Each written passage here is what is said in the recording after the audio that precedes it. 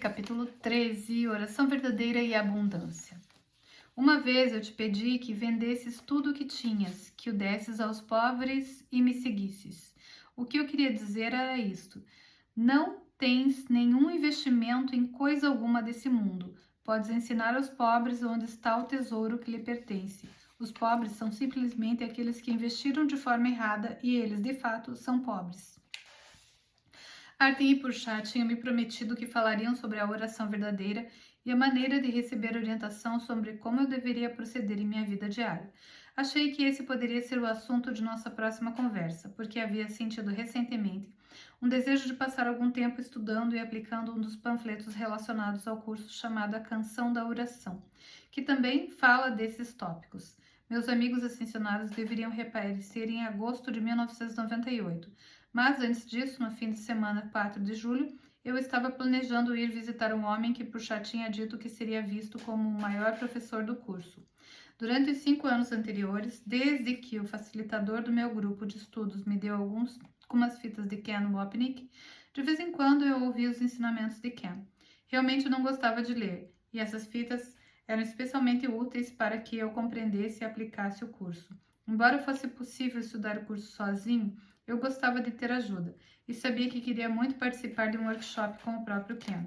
Enquanto Karen e eu dirigimos as 10 horas necessárias para irmos do Maine rural para Roscoe, Nova York, uma cidade rural nas montanhas Catskills, eu estava feliz que meus 5 anos de adiamentos em relação a essa viagem tivessem terminado. Fiquei ainda mais feliz quando vi o cenário idílico da Foundation for a Course in Miracles no lindo lago de Tenaha.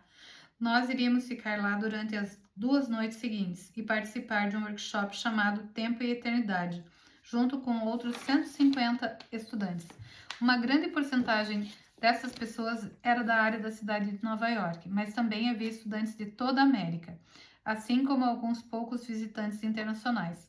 Ao conversar timidamente com meus companheiros estudantes, percebi que a maioria deles estavam no topo da escala de inteligência, algo que eu esperaria de estudantes sérios do curso. Durante os 3 dias que passamos em Roscoe, conheci Ken e conversei com ele algumas vezes no refeitório.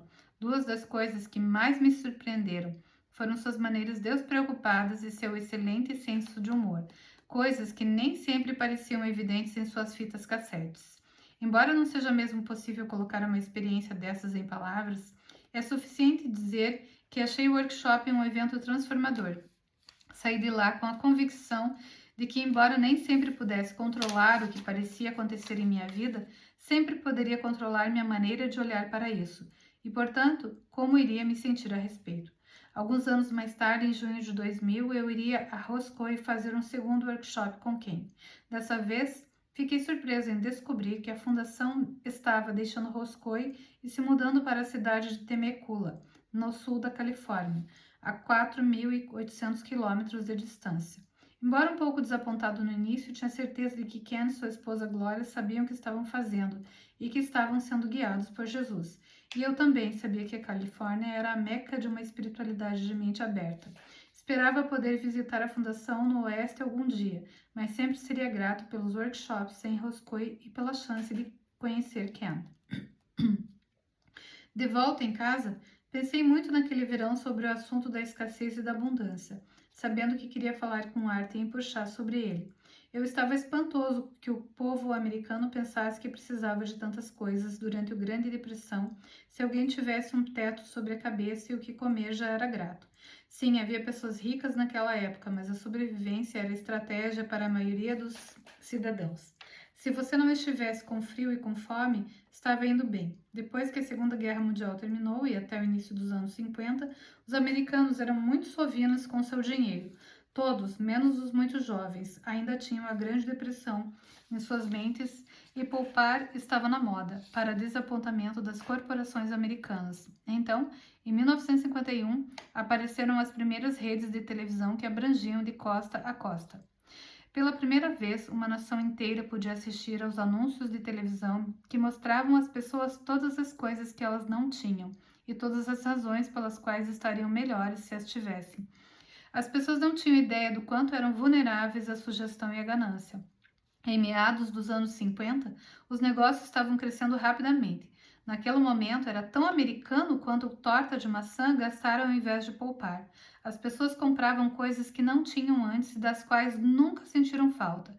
Assistindo à televisão, a ideia de não ficar atrás dos vizinhos fincou raízes. O rolo compressor do capitalismo tomou conta, e Wall Street junto com ele.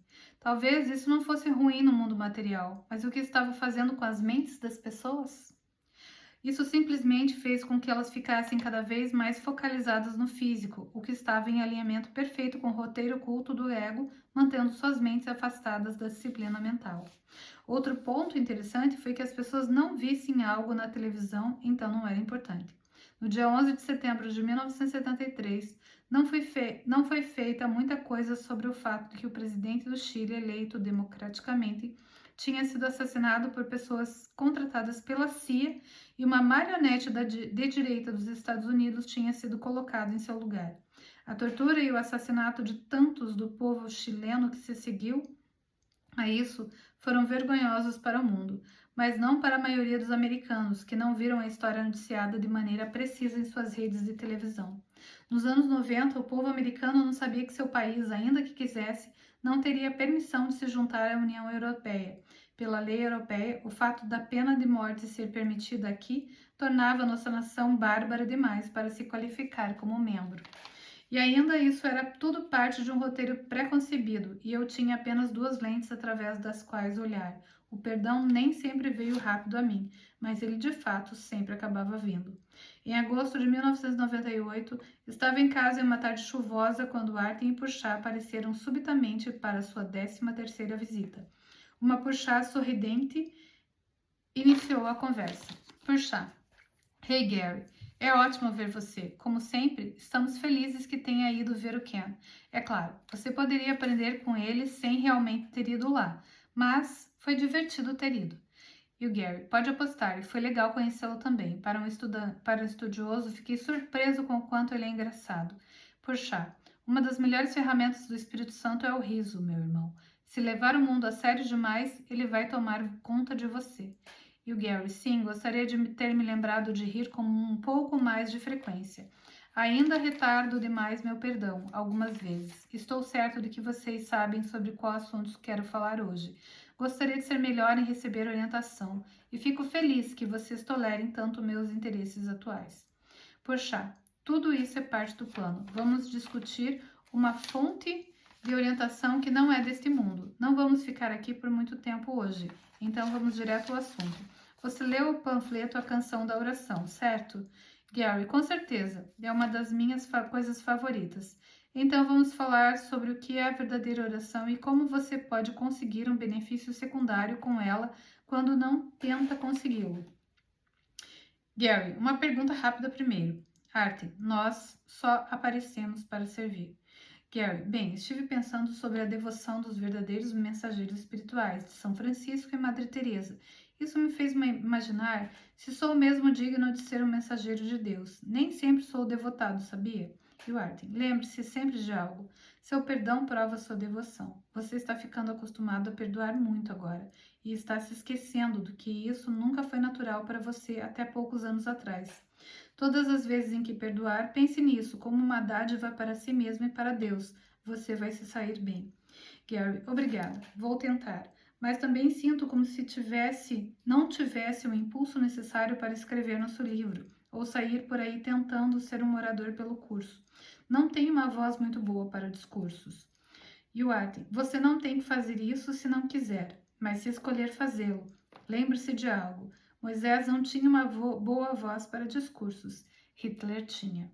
O que importa é a mensagem, não a forma. Além disso, você pode se surpreender se fizer uma tentativa. Apenas se lembre de que está falando consigo mesmo. Não existe ninguém lá fora. E você pode se lembrar disso sempre que quiser. Em relação ao impulso, seja um impulso para o sexo ou para o trabalho, as pessoas o têm porque temem a morte. Elas têm um prazo final, por assim dizer. Um preguiçoso como você simplesmente demonstra seu medo da morte de outras formas.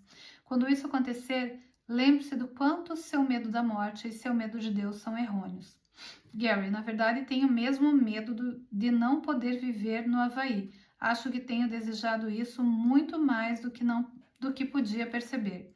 E o Artin, em primeiro lugar, você não deveria se sentir culpado por desejar viver lá. Por que não viver lá? Todos têm que viver em algum lugar. Isso é apenas uma preferência. Por que criar tanto caso sobre isso? As baleias são espertas o suficiente para ir para lá no inverno. Por que um cara legal de peixes como você também não deveria ir? E o Gary, até o momento não vejo como poderia ficar lá por um período muito longo. E o Artin, isso é assim porque você tem colocado o carro diante dos bois. Sorte sua que nós vamos ensiná-lo a colocar os bois diante do carro. E a gente vai parar por aqui, continuar nessa mesmo capítulo em cenas do próximo.